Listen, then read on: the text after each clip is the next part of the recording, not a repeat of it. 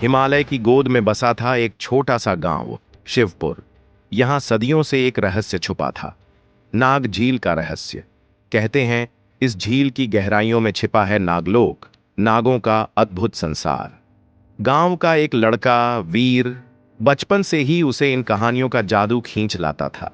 लेकिन उस रात उसकी जिज्ञासा किस्मत का दरवाजा खोलने वाली थी।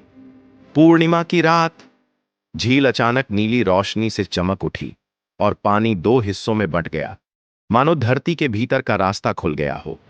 वीर ने बिना सोचे उस राह पर कदम रख दिया। सीढ़ियां उसे एक ऐसे संसार में ले जा रही थीं जहां इंसान का जाना मना था।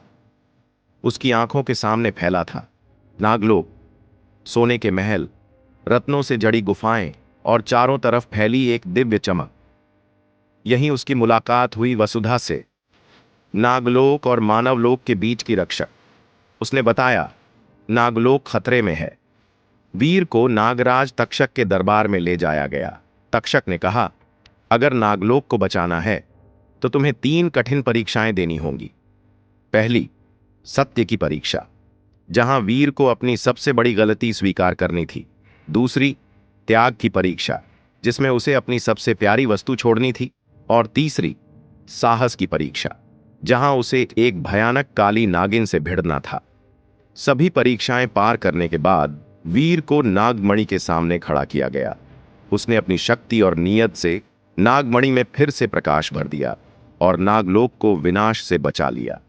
जब वह झील से बाहर निकला, सुबह हो चुकी थी, लेकिन वीर अब सिर्फ गांव का एक लड़का नहीं था, वह नागलोक का रक्षक बन चुका था।